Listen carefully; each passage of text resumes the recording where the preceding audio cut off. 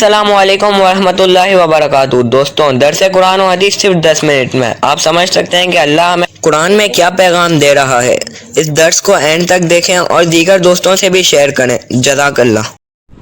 الحمدللہ رب العالمین والصلاة والسلام علی سید الانبیاء والمرسلین، اما بعد فاعوذ باللہ من الشیطان الرجیم، بسم اللہ الرحمن الرحیم۔ ناظرین کرام، حاضر ہوئے ہیں ایک مرتبہ پھر سلسلہ درس قرآن لے کر آپ کی خدمت میں۔ آج ہم سماعت کریں گے سورہ بقرہ کی آیت نمبر 212 اور 213۔ آئیے سماعت کرتے ہیں کہ اللہ تبارک و تعالیٰ نے اپنے پاک کلام کی ان آیت مبارکہ میں ہمارے لیے کیا پیغام دیا ہے۔ درس کو توجہ کے ساتھ سنیے گا۔ اللہ تبارک و تعالیٰ ہمارا سننا بیان کرنا اپنی پاک بارگاہ میں قبول و منظور فرمائے۔ بسم اللہ الرحمن الرحیم۔ ترجمہ: اللہ کے نام سے شروع جو نہایت مہربان رحم والا ہے۔ زُيِّنَ لِلَّذِينَ كَفَرُوا الْحَيَاةُ الدُّنْيَا وَيَسْخَرُونَ مِنَ الَّذِينَ آمَنُوا وَالَّذِينَ اتَّقَوْا فَوْقَهُمْ يَوْمَ الْقِيَامَةِ وَاللَّهُ يَرْزُقُ مَن يَشَاءُ بِغَيْرِ حِسَابٍ۔ ترجمہ: کافروں کی نگاہوں میں دنیا کی زندگی کو خوشنما بنا دیا گیا اور وہ مسلمانوں پر ہنستے ہیں، اور اللہ سے ڈرنے والے قیامت کے دن ان کافروں سے اوپر ہوں گے، اور اللہ جسے چاہتا ہے بے حساب رزق عطا فرماتا ہے۔ زُيِّنَ لِلَّذِينَ كَفَرُوا الْحَيَاةُ الدُّنْيَا، کافروں کی نگاہ میں دنیا کی زندگی کو خوشنما بنا دیا گیا ہے۔ ناظرین کرام، اس کا کیا مطلب ہے کہ کافروں سے اوپر ہوں گے اور اللہ جسے چاہتا ہے بے حساب رزق دیتا ہے۔ آئیے سنتے ہیں کہ کافروں کی نگاہ میں دنیا کی زندگی کو خوشنما بنا دیا گیا ہے۔ کافروں کے لیے دنیا کی زندگی آراستہ کر دی گئی ہے۔ اس کا مطلب یہ ہے، یعنی انہیں یہی زندگی پسند ہے، وہ اسی کی قدر کرتے ہیں اور اسی پر مرتے ہیں۔ دنیا کی زندگی وہ ہے جو نفس کی خواہشات میں صرف ہو، جو نفس چاہے وہ بندہ کرے۔ تو کہا کہ کافروں کی زندگی یہ ہے کہ ان کا نفس جو ہے وہ خواہشات کرتا ہے، دنیا کی پیروی کرتا ہے، اور اسی میں جو ہے اپنی خواہشات کو جو ہے وہ پورا کرتے ہیں، اور جو توشہ آخرت جمع کرنے میں خرچ ہو وہ بھی فضل ہی تعالیٰ دینی زندگی ہے۔ اس آیت میں وہ لوگ داخل ہیں جو آخرت سے غافل ہیں۔ کہا کہ وہ لوگ بھی اس آیت مبارکہ میں داخل ہیں جو آخرت کو چھوڑ کر دنیا کے پیچھے لگ گئے۔ ہمیں تو جو ہے وہ جنت کمانے کے لیے بھیجا گیا تھا، اور آج ہم دنیا میں ہی جنت بنانے کی کوشش کر رہے ہیں۔ آج ہم دنیا کے اندر ہی وہ مشکلات اور پریشانی اور مصیبت کا جب سامنا آتا ہے تو ہم فرائض اور واجبات کو چھوڑ دیتے ہیں۔ حالانکہ ان فرائض اور واجبات کو ادا کرنے کے بعد تمہیں جنت ملے گی، لیکن ہم جو ہے وہ دنیا کو ہی جنت بنا رہے ہیں۔ یہ ہمارا شیوا نہیں ہے، یہ ہمارا انداز نہیں ہے، یہ حضرت انسان اور بندہ مسلمان کا انداز نہیں ہے کہ وہ دنیا کو بنانے کے پیچھے لگ جائے۔ یہ تاریخ اٹھا کے دیکھے، یہ ان لوگوں کا کام تھا جن کا آج دنیا میں کوئی نام لینے والا نہیں ہے۔ قارون دنیا کو جنت بنانے کے پیچھے لگ گیا تھا، اور ویسے بھی کافر کے لیے تو دنیا ہی ویسے جنت ہے نا۔ مسلمان کے لیے یہ قید خانہ ہے، اور کافر کے لیے یہ جنت ہے۔ وَيَسْخَرُونَ مِنَ الَّذِينَ آمَنُوا، اور مسلمانوں پر ہنستے ہیں۔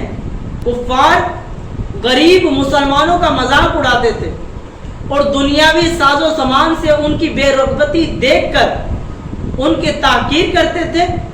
جیسے کہ حضرت عبداللہ بن مسعود رضی اللہ تعالی عنہ، حضرت عمار بن یاسر، حضرت سہیب اور حضرت بلال رضی اللہ تعالی عنہ کو دیکھ کر کفار مذاق اڑایا کرتے تھے۔ حضرت سہیب رضی اللہ تعالی عنہ کو دیکھتے مذاق اڑاتے، حضرت بلال حبشی کو دیکھتے مذاق بناتے، حضرت عبداللہ بن مسعود کو دیکھتے مذاق اڑاتے، حضرت عمار بن یاسر کو دیکھتے مذاق اڑاتے، اور دولت دنیا کے غرور میں اپنے آپ کو اونچا سمجھتے تھے. کیونکہ یہ صحابہ کرام، غریب صحابہ کرام میں جو ہے، ویسے تو یہ ان سے زیادہ تو کوئی امیر ہی نہیں ہے دیکھا جائے تو، لیکن ان کی نظر میں یہ دیکھا کرتے تھے، ان کو دیکھ کر جو ہے مذاق بنایا کرتے تھے.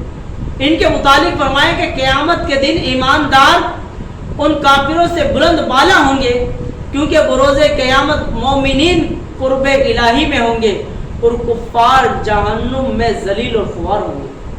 اس سے یہ بھی معلوم ہوا کہ غریب مسلمانوں کا مذاق اڑانا یا کسی مومن کو ذلیل یا کمینہ جاننا کافروں کا طریقہ ہے. فاسق و کافر اگرچہ مالدار ہو ذلیل ہے، مومن اگرچہ غریب ہو کسی بھی قوم سے ہو عزت والا ہے، بشرط کہ وہ متقی ہو. اور ویسے بھی مسلمان جس نے کلمہ پڑھ لیا، جس نے اللہ اور اس کے رسول صلی اللہ تعالی علیہ وآلہ وسلم اور صحیح معنوں میں اسلام پر جو ہے وہ چل رہا ہے، کسی کے بارے میں زبان نہیں کھولتا، نہ دین کے بارے میں، نہ رسول اللہ صلی اللہ علیہ وسلم کے بارے میں، نہ صحابہ کے بارے میں، تو اگرچہ کہ وہ غریب ہے لیکن وہ ہزاروں درجے، کروڑوں درجے اس امیر کافر سے زیادہ بہتر ہے. اگرچہ کہ کافر جو ہے وہ امیر ہے لیکن ہے تو ذلیل، مومن اگرچہ غریب ہے لیکن اس کی بڑی شان ہے. اس آیت مبارکہ کی یہ تشریح تھی. آئیے سماعت کرتے ہیں آیت نمبر 213 میں اللہ تعالیٰ نے کیا پیغام دیا ہے. کان الناس امۃ واحدہ فبعث اللہ النبیین مبشرین ومنذرین وانزل معهم الكتاب بالحق ليحكم بين الناس فيما اختلفوا فيه وما اختلف فيه إلا الذين أوتوه من بعد ما جاءتهم البينات بغيا بينهم فهدى الله الذين آمنوا لما اختلفوا فيه من الحق بإذنه والله يهدي من يشاء إلى صراط مستقيم. ترجمہ: تمام لوگ ایک دین پر تھے تو اللہ نے انبیاء بھیجے خوشخبری دیتے ہوئے اور ڈر سناتے ہوئے اور ان کے ساتھ سچی کتاب اتاری تاکہ وہ لوگوں کے درمیان ان کے اختلافات میں فیصلہ کر دے.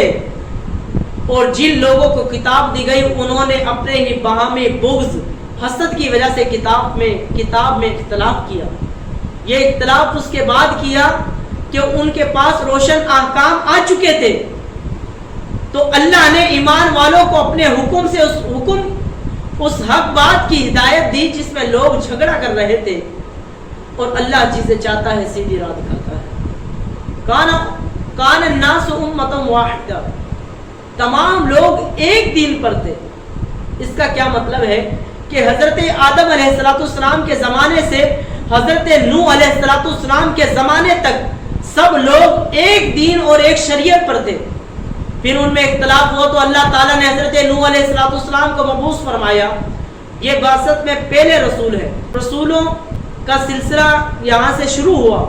نیز لوگوں کی ہدایت کے لیے بہت سے انبیاء اور رسول کو کتابیں اور صحیفے عطا کیے گئے، جسے حضرت آدم علیہ السلام، حضرت شیش علیہ السلام، حضرت ادریس علیہ السلام پر صحیفے بھیجے، حضرت موسیٰ علیہ السلام پر توریت نازل کی، حضرت داؤد علیہ السلام پر اللہ تعالیٰ نے زبور کو نازل فرمایا، حضرت عیسیٰ علیہ السلام پر انجیل اور خاتم الانبیاء محمد مصطفیٰ صلی اللہ علیہ وسلم پر قرآن نازل فرمایا.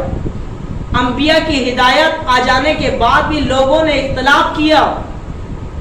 حالانکہ روشن احکام آ چکے تھے، انبیاء آ چکے تھے، کتابیں اور صحیفے فیصلہ کرنے کے لیے نازل ہو چکی تھی، لیکن ہدایت آ جانے کے بعد لوگوں نے اختلاف کیا. جیسے یہود و نصارہ نے اپنی کتابوں میں اختلاف کیا، اور آپس کے حسد کی وجہ سے کتابullah کو بھی مشتق ستم بنانے سے باز نہ آئے، یہاں تک کہ اللہ تعالیٰ نے مسلمانوں کو حضور کو نور صلی اللہ علیہ وسلم کے ذریعے حق کی ہدایت فرمائی۔ چنانچہ یہود و نصارہ کو جن باتوں میں اختلاف تھا ان میں جو حق تھا اللہ تعالیٰ نے مسلمانوں کو وہ سمجھا دیا۔ اللہ تعالیٰ سے دعا کرتے ہیں کہ اللہ تعالیٰ اس کو سمجھنے کی، اس پر عمل کرنے کی توفیق عطا فرمائے، آمین بجاہ نبی صلی اللہ تعالیٰ علیہ وآلہ وسلم۔ برائے مہربانی اس ویڈیو کو لائک کر دیں، چینل کو سبسکرائب کر کے بیل آئیکن دبا دیں تاکہ آپ کو آنے والی ویڈیو کی نوٹیفیکیشن ملتی رہے۔ جزاک اللہ خیرہ، اللہ آپ کو درس دیکھنے کا اجر عطا فرمائے، آمین۔